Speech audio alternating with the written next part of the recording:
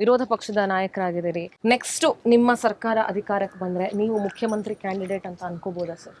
ಅದು ನೋಡಿ ನಮ್ಮ ಪಾರ್ಟಿ ಡಿಸೈಡ್ ಮಾಡುತ್ತೆ. ನಮ್ಗಿಂತ ಪಾರ್ಟಿ ದೊಡ್ಡದು.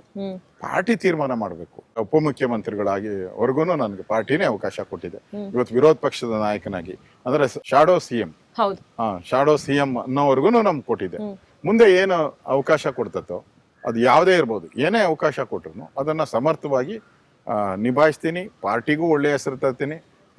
ಜನನು ಕೂಡ ಮೆಚ್ಚೋ ರೀತಿ ಒಬ್ಬ ನಾಯಕನಾಗಿ ಕರ್ನಾಟಕ ರಾಜ್ಯದಲ್ಲಿ ಬೆಳೆಯುವಂಥದ್ದಕ್ಕೆ ಒಂದು ಅವಕಾಶಕ್ಕೆ ಕಾಯ್ತಾ ಇದ್ದೀನಿ. ಫ್ಯಾಮಿಲಿ ಸ್ಟ್ರೆಂತ್, ಫ್ಯಾಮಿಲಿ ಸಪೋರ್ಟ್ ಇಲ್ಲ ಅಂತಂದ್ರೆ ಪ್ರತಿಯೊಬ್ಬರಿಗೂ ಹೊರಗಡೆ ಏನೂ ಅಚೀವ್ ಮಾಡೋದಕ್ಕಾಗಲ್ಲ. ಸೊ ನಿಮಗೆ ಫ್ಯಾಮಿಲಿ ಎಷ್ಟು ಮಟ್ಟಕ್ಕೆ ಸ್ಟ್ರೆಂತ್ ಆಗಿ ನಿಂತ್ಕೊಂಡಿದ್ದಾರೆ? ಇಡೀ ಕುಟುಂಬ ನನ್ನ ಜೊತೆ ನಿಂತಿದೆ, ಕಷ್ಟ ಸುಖಗಳಲ್ಲಿ ಭಾಗಿಯಾಗಿದೆ. ಅವ್ರ ಸಪೋರ್ಟು ಕೂಡ ನನಗೆ ಬಹಳ ಪ್ರಮುಖ. ಯಾವ ರೀತಿ ನಮ್ಮ ಜನ ನನಗೆ ಬೆಂಬಲ ಕೊಡ್ತಾ ಇದ್ದಾರೆ, ಅದೇ ರೀತಿ ಇಡೀ ನಮ್ಮ ಕುಟುಂಬ ಬೆಂಬಲ ಕೊಡ್ತಾ ಇದ್ದಾರೆ. ಅದಕ್ಕೋಸ್ಕರ ಇವತ್ತು ನಾನು ಇಷ್ಟು ಎತ್ತರಕ್ಕೆ ಬೆಳೆದಿದ್ದೀನಿ ಅಂದ್ರೆ ಇವರೆಲ್ಲರ ಶ್ರಮದಿಂದ ನಾನು ಇಷ್ಟೊಂದು ಎತ್ತರದ ಸ್ಥಾನಕ್ಕೆ ಬಂದಿದ್ದೀನಿ. ಎಲ್ಲರಿಗೂ ನಾನು ಅಭಿನಂದನೆ ಸಲ್ಲಿಸ್ತೀನಿ, ನಮ್ಮ ಕಾರ್ಯಕರ್ತರಿಗೆ ಮತ್ತು ರಾಜ್ಯದ ಜನತೆಗೆ ಮತ್ತು ನನ್ನ ಕುಟುಂಬಕ್ಕೆ. ಅಶೋಕ್ ಅವರು ಯಾವತ್ತಾದ್ರೂ ಹತ್ತಿದ್ದೀರಾ? ಯಾವ ವಿಚಾರಕ್ಕೆ ಹತ್ತಿದ್ದೀರಾ? ಹೊಡುವಂಥದ್ದು ನಮ್ಮ ತಂದೆ ನನ್ನ ಬಿಟ್ಟೋದಾಗ ಹತ್ತಿದ್ದೀನಿ, ಮತ್ತು ನನ್ನ ಅಕ್ಕ ನನ್ನನ್ನು ಬಿಟ್ಟೋದಾಗ ಹತ್ತಿದ್ದೀನಿ. ಮತ್ತು ನಾನು ಈ ಎಮರ್ಜೆನ್ಸಿ ಆದಂಥ ಸಂದರ್ಭದಲ್ಲಿ ನಾನು ಹೋರಾಟ ಮಾಡಿ ಜೈಲುವಾಸ ಅನುಭವಿಸಿದ್ದೀನಿ. ಜೈಲುವಾಸ ಅನುಭವಿಸಿ ನಾನು ಮತ್ತೆ ವಾಪಸ್ ಮನೆಗೆ ಹೋದಾಗ ಇಡೀ ಊರು ನನ್ನನ್ನು ಒಂದು ರೀತಿ ಹೊರಗಡೆ ಇಟ್ಟಿತ್ತು. ಅವಾಗ ಆ ಸಂದರ್ಭದಲ್ಲೂ ಕೂಡ ನಾನು ಭಾಳ ನೋವನ್ನು ಪಟ್ಟಿದ್ದೀನಿ, ಕಣ್ಣಲ್ಲಿ ನೀರು ಹಾಕಿದ್ದೆ. ಸರ್, ಯಾರಿಗಾದರೂ ಸಾರಿ ಹೇಳಬೇಕು ಅಂತ ಇದ್ರೆ ಇಲ್ಲಿವರೆಗೂ ನೀವು ಅವ್ರಿಗೆ ಹೇಳೋಕ್ಕಾಗಿಲ್ಲ ಅಂದರೆ ಸೊ ಯಾರಿಗೆ ಸಾರಿ ಕೇಳಕ್ಕೆ ಇಷ್ಟಪಡ್ತೀರಿ? ನನ್ನಿಂದ ಯಾರಿಗಾದರೂ ನೋವಾಗಿದ್ರೆ, ಯಾಕಂದರೆ ರಾಜಕೀಯ ನಡೆಯಲ್ಲಿ ಕೆಲವ್ರಿಗೆ ಕಾರ್ಪೊರೇಷನ್ ನಾನು ಟಿಕೆಟ್ ಕೊಡದೇ ಇರ್ಬೋದು, MLA ಟಿಕೆಟ್ ಕೊಡದೇ ಇರ್ಬೋದು, ಈ ಥರದ್ದೆಲ್ಲ ವಿಚಾರಗಳು ಇದ್ದೇ ಇರುತ್ತೆ ಒಬ್ಬ ರಾಜಕಾರಣಿಗೆ, ಅದೆಲ್ಲ ಕಾಮನ್.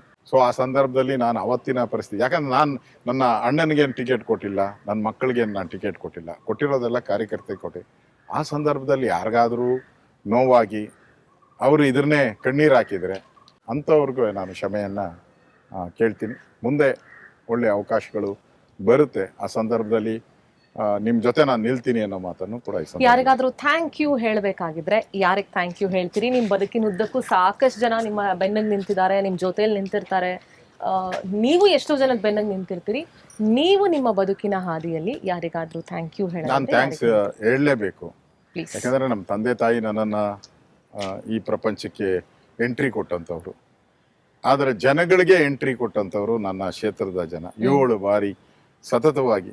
ನಾನಂತೂ ಏನು ದೊಡ್ಡ ಮುಖ್ಯಮಂತ್ರಿ ಮಗ ಅಲ್ಲ, ನಾನು MLA ಮಗ ಅಲ್ಲ, ದೊಡ್ಡ ಸೆಲೆಬ್ರಿಟಿ ಮಗ ಅಲ್ಲ, ನಾನು ದೊಡ್ಡ ಇಂಡಸ್ಟ್ರಿ ದೊಡ್ಡ ಸಾಹುಕಾರ ಯಾರ ಮಗನೂ ಅಲ್ಲ. ನಾನು ಸಾಮಾನ್ಯ ಒಬ್ಬ ರೈತ, ಒಬ್ಬ ಕಾರ್ಮಿಕನ ಮಗ. ನಾನು ನನ್ನನ್ನು 7 ಬಾರಿ ಸತತವಾಗಿ ಆಯ್ಕೆ ಮಾಡಿ ನನ್ನನ್ನು ಮನೆ ಮಗನ ಪ್ರೀತಿಯಿಂದ ಕಂಡ್ರಲ್ಲ, ಅದು ನಮ್ಮ ತಂದೆ ತಾಯಿ ಏನು ನನಗೆ ಆಶೀರ್ವಾದ ಮಾಡಿದ್ರು ಅದಕ್ಕಿಂತ ದೊಡ್ಡದಾದಂಥ ಆಶೀರ್ವಾದವನ್ನು ತಾವು ಮಾಡಿದ್ದೀರ. ನಾನು ನಿಮಗೆ ಥ್ಯಾಂಕ್ಸ್ ಹೇಳಕ್ಕೆ ಇಷ್ಟಪಡ್ತೀನಿ. ಅವರು ನಾನು BSc ಡಿಗ್ರಿ ಇಬ್ಬರು ಒಂದೇ ಡೆಸ್ಕಲ್ಲಿ ಕೂರ್ತಿದ್ದರು, ತುಂಬ ಆತ್ಮೀಯ ಸ್ನೇಹಿತರುಗಳು. ಅವರೊಂದು ಯೂನಿವರ್ಸಿಟಿ ಕಬಡ್ಡಿ ಪ್ಲೇಯರ್ ಇದ್ದರು. ಅಂದರೆ ಹೋಗೋಬಾರ ಸ್ನೇಹಿತರು. ಈಗಲೂ ಒಡನಾಟ ಚೆನ್ನಾಗಿದ್ದೀವಿ. ಏನು ಯಾವುದೇ ಒಂದು ಸ್ಕ್ಯಾಮ್ಗಳಿಲ್ಲದೆ ಇನ್ನೊಂದು ಮತ್ತೊಂದು ಯಾವುದೂ ಇಲ್ಲದೇ ಸ್ಪಷ್ಟ ದಕ್ಷತೆಯಿಂದ ಸ್ಪಷ್ಟವಾಗಿ ಆಡಳಿತ ಕೊಟ್ಟಿದ್ದಾರೆ. ಅವರೊಬ್ಬರು ಮುಂದಿನ ಮುಖ್ಯಮಂತ್ರಿ ಆಗಬೇಕು ಅನ್ನುತ್ತಾ ನಮ್ಮ ಆಸೆ ಇದೆ. ನಾವು ಅವ್ರನ್ನ 73-74ರಿಂದ ಜೊತೆಯಲ್ಲಿ ಇದ್ದೀವಿ. ಅವರು ಕಾಲೋನಿ ಬಾಯ್ಸ್ ಟೀಮ್ಗೆ HMT ಕಾಲೋನಿ ಬಾಯ್ಸ್ ಆಡ್ತಾಯಿದ್ರು. ನಾವು ಇಲ್ಲಿ ಬ್ಯಾಂಗ್ಳೂರು ಪೈನಿಯರ್ಸ್ ಅಂತ ಜಯನಗರ ನಮ್ಮ ಕ್ಲಬ್. ಹಾಗಾಗಿ ನಾವು ಟೂರ್ನಮೆಂಟ್ಗಳಲ್ಲಿ ಒಟ್ಟೊಟ್ಟಿಗೆ ಮೀಟ್ ಮಾಡ್ತಾಯಿದ್ದೋ. ಆಗಿಂದ ನಾವೆಲ್ಲ ಕ್ಲೋಸ್ ಫ್ರೆಂಡ್ಸ್ ಆದವು.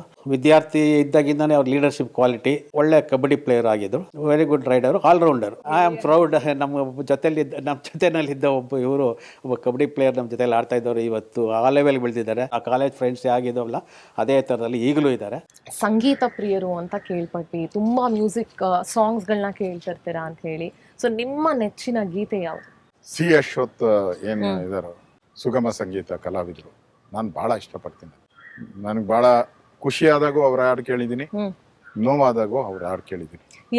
ಭಾಳ ಒಳ್ಳೇದು ಅಂದ್ರೆ ನಾನು ಒಳಿತು ಮಾಡು ಮನುಷ್ಯ ನೀ ಇರೋದು 3 ದಿವಸ, ಉಸಿರು ನಿಂತ ಮೇಲೆ ನಿನ್ನ ಹೆಸರು ಹೇಳುತ್ತಾರ, ಅದು ಎಲ್ಲ ರಾಜಕಾರಣಿಗೂ ಅಪ್ಲೈ ಆಗ್ತೈತೆ.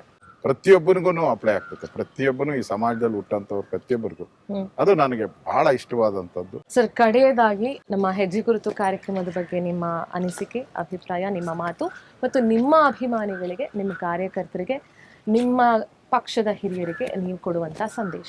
ಈ ಹೆಜ್ಜೆಯ ಗುರುತು ಜೀವನದಲ್ಲಿ ಸದಾ ಇರುವಂಥ ಒಂದು ಚಿತ್ರಣವನ್ನು ತಾವು ಮಾಡಿದ್ದೀರ. ನಾನು ಪವರ್ ಟಿವಿಯ ಸಂಪಾದಕರಿಗೆ, ಪವರ್ ಟಿವಿಯ ಎಲ್ಲ ಹಿತೈಷಿಗಳಿಗೆ ನಾನು ಧನ್ಯವಾದಗಳನ್ನು ಹೇಳ್ತಾ ಇದ್ದೀನಿ. ನನಗೆ ಇಷ್ಟೊಂದು ರಾಜಕೀಯ ರಂಗದಲ್ಲಿ ಬೆಳೆಯುವಂಥ ಅವಕಾಶವನ್ನು ಮಾಡಿಕೊಟ್ಟಂಥ ಎಲ್ಲ ನನ್ನ ಪಕ್ಷದ ಕಾರ್ಯಕರ್ತರಿಗೆ ಮತ್ತು ಕರ್ನಾಟಕದ ಪ್ರೀತಿಯನ್ನು ನಾನು ಗ್ರಾಮ ವಾಸ್ತವ್ಯವನ್ನು ಮಾಡಿದಾಗ ನನಗೆ ಅಪಾರವಾದಂಥ ಪ್ರೀತಿಯನ್ನು ಕೊಟ್ಟಂಥ ಹಳ್ಳಿಯ ಯಾವ್ಯಾವ ಹಳ್ಳಿಯಲ್ಲಿ ಮಾಡಿದ್ದೀನಿ ಆ ಹಳ್ಳಿಯ ಜನಕ್ಕೆ ನನ್ನ ಹೃದಯಪೂರ್ವಕವಾದಂಥ ಶಿರಸಾವಹಿಸಿ ತಲೆಬಾಗಿ ನಿಮ್ಮ ಪಾದಗಳಿಗೆ ನನ್ನ ನಮನಗಳನ್ನು ತಿಳಿಸ್ತಾ ಇದ್ದೀನಿ. ಸರ್, ತುಂಬು ಹೃದಯದ ಧನ್ಯವಾದ. ನಿಮ್ಮ ಹೆಜ್ಜೆ ಗುರುತುಗಳನ್ನು ದಾಖಲಿಸೋದಕ್ಕೆ ಪವರ್ ಟಿವಿ ಕೂಡ ಅಷ್ಟೇ ಹೆಮ್ಮೆ ಪಡುತ್ತೆ sir. Thank you so much. ಇನ್ನೂ ಎತ್ತರಕ್ಕೆ ಬೆಳಿಬೇಕು ನೀವು, ನಿಮ್ಮಿಂದ ಇನ್ನೂ ಒಳ್ಳೊಳ್ಳೆ ಕಾರ್ಯಕ್ರಮಗಳಾಗಬೇಕು. ನಿಮ್ಮ ಹೆಜ್ಜೆ ಗುರುತುಗಳು ನಾಡಿನ ಇತಿಹಾಸದ ಪುಟ ಸೇರಬೇಕು ಅನ್ನೋದು ನಮ್ಮ ಆಶಯ sir. Thank you so much. ನೋಡಿದಲ್ಲ ವೀಕ್ಷಕರೇ, ಇವತ್ತಿನ ಹೆಜ್ಜೆ ಗುರುತು ಕಾರ್ಯಕ್ರಮದ ಅತಿಥಿಯಾಗಿ ಸನ್ಮಾನ್ಯ ಶ್ರೀ ಆರ್ ಅಶೋಕ್ ಅವರು ನಮ್ಮ ಜೊತೆಗೆ ಭಾಗಿಯಾಗಿದ್ರು. ಅವರ ಬದುಕಿನ ಒಂದಷ್ಟು ಪುಟಗಳನ್ನು ನಮ್ಮ ಜೊತೆ ಹಂಚ್ಕೊಂಡಿದ್ದಾರೆ. ಅವರ ಬದುಕಿನ ಒಂದಷ್ಟು ಸಿಹಿ ಕಹಿ ಘಟನೆಗಳನ್ನು ನಮ್ಮ ಜೊತೆಗೆ ಹಂಚ್ಕೊಂಡ್ರು. ಅವರು ನಡೆದು ಬಂದಂಥ ಹಾದಿ ಏನಿತ್ತು ಅದನ್ನು ಬಹಳ ಮುಕ್ತವಾಗಿ ನಿಮ್ಮೆಲ್ಲರ ಮುಂದೆ ತೆರೆದಿಡುವಂಥ ಕೆಲಸವನ್ನು ಪವರ್ ಟಿವಿ ಮಾಡಿದೆ. ಮತ್ತೆ ಮುಂದಿನ ಸಂಚಿಕೆಯಲ್ಲಿ ಮತ್ತೊಬ್ಬ ದಿಗ್ಗಜರ ಹೆಜ್ಜೆ ಗುರುತುಗಳೊಂದಿಗೆ ನಾನು ನಿಮ್ಮನ್ನ ಭೇಟಿ ಮಾಡ್ತೀನಿ. ಅಲ್ಲಿವರೆಗೂ ನೋಡ್ತಾ ಇರಿ ಪವರ್ ಟಿವಿ, ಇದು ನಿಮ್ಮ ಶಕ್ತಿ.